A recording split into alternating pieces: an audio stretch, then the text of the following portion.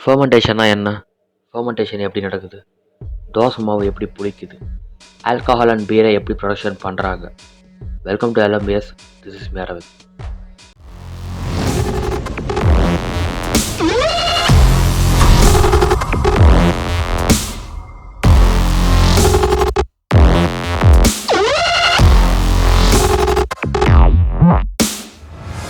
First, fermentation என்ன?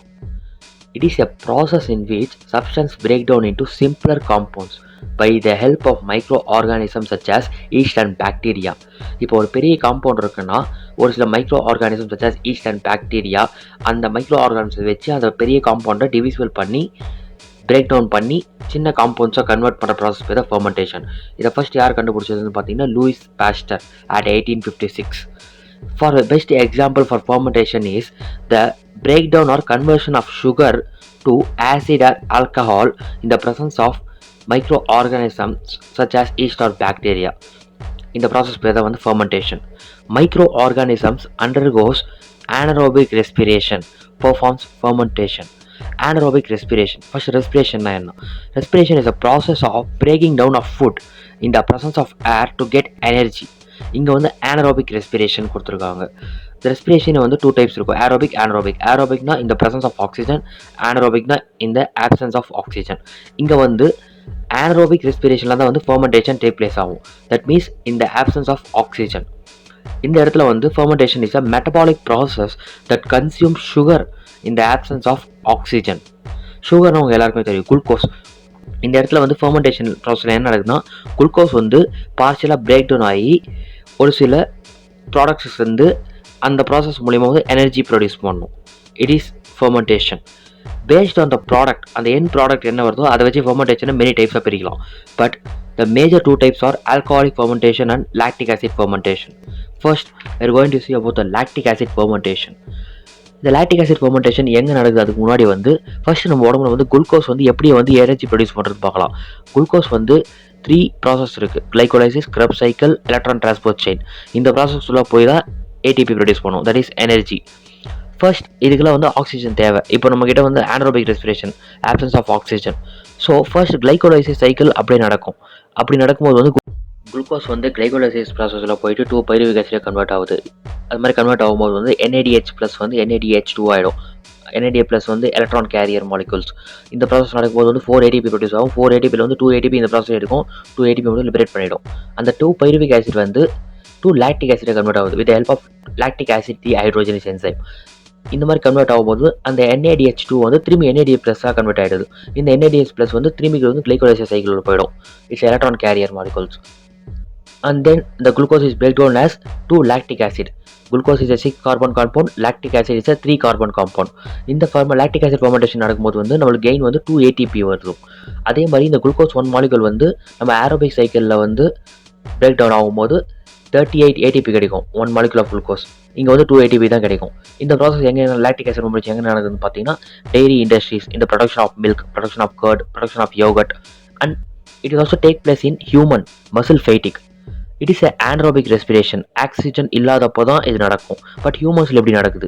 Muscle ஃபைட்டிக் எப்போ நடக்கும்னா, இப்போ நம்ம விகரஸாக எக்ஸசைஸ் பண்ணும்போதோ இல்லை ஹெவி ரன்னிங் போகும்போது there is insufficient in oxygen. அப்போ ஆக்சிஜன் கம்மியாக இருக்கும், ஆனால் எனர்ஜி அதிகமாக தேவைப்படும். அப்போ நம்ம மசிலில் என்ன பண்ணணும்னா இந்த லாக்டிக் ஆசிட் ஃபெர்மெண்டேஷனில் உள்ளே போயிடும். த glucose is converted into lactic acid and it gives 2 ATP. திரும்பி இந்த லாக்டிக் ஆசிடில் நம்ம ஸ்டேபிளாக கான்ஸ்டன்ட் ஆன அப்புறமா இந்த லாக்டிக் ஆசிடில் லிவரில் ஸ்டோர் ஆகி திரும்பி குளுக்கோஸாக கன்வெர்ட் ஆகிடும். And then alcoholic fermentation.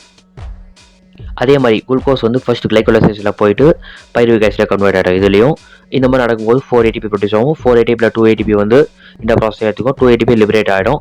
And then the same NADH plus NADH2 convert ஆகிடும்.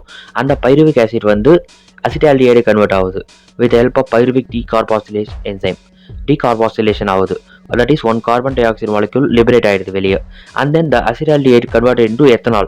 இந்த ப்ராசஸ் நடக்கும்போது NADH2 NADH ப்ளஸ்ஸாக கன்வெர்ட் ஆகிடும். NADH ப்ளஸ் கிளைகோலைசிஸ் சைக்கிளில் போயிடும்.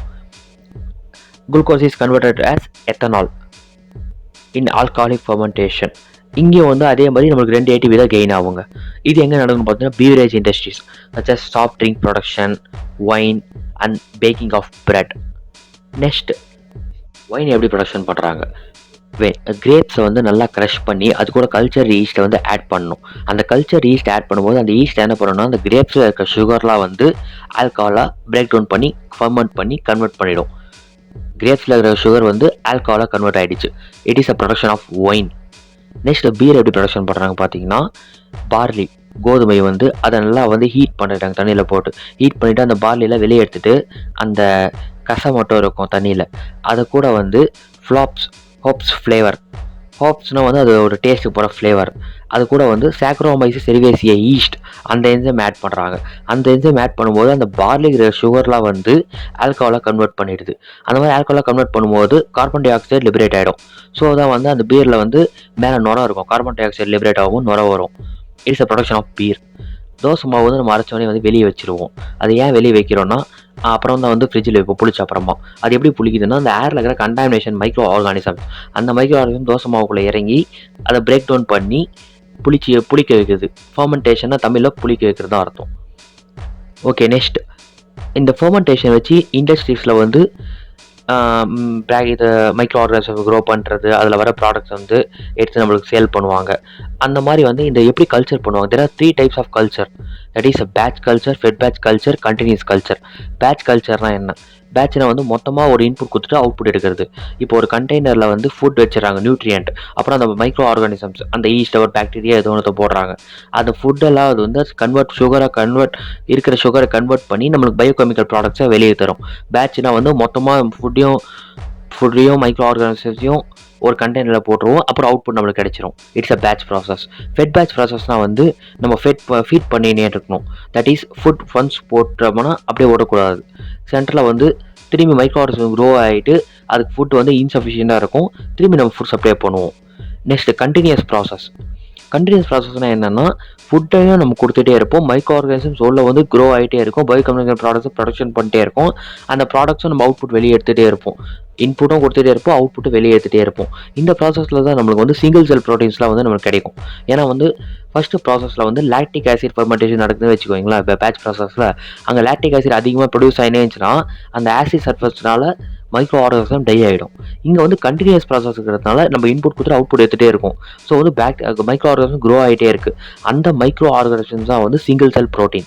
சிங்கிள் செல் ப்ரோட்டீன்னா வந்து ஒரு ப்ரோட்டீன், நம்ம ஹை ப்ரோட்டீனுக்காக ஒரு லிவிங் சிங்கிள் செல்லையே நம்ம வந்து இன்டேக்காக எடுத்துக்கிறோம். For example the world highest protein intake is spirulina.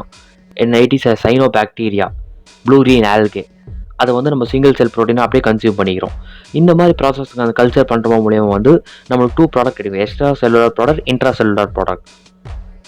Extra cellular ப்ராடக்ட்டில் வந்து நம்மளுக்கு வந்து அந்த biochemical product such as converters, beer, wine, antibiotic அந்த மாதிரி கிடைக்கும். இன்ட்ரா செல்லுலர் ப்ராடக்ட்டில் வந்து என்சைம், ப்ரோட்டீன் இந்த மாதிரி கிடைக்கும். நெக்ஸ்ட் வந்து இந்த ஃபர்மெண்டேஷன் மூலிமா வந்து நம்மளுக்கு பீர், மோர் இதெல்லாம் வந்து ப்ரொடக்ஷன் ஆகுது. Thank you for listening. எதனா டவுட்ஸ் இருந்துச்சுன்னா கமெண்ட்டில் சொல்லுங்கள். Like, share and subscribe the videos to gain some knowledge. Stay safe and stay healthy. Bye guys.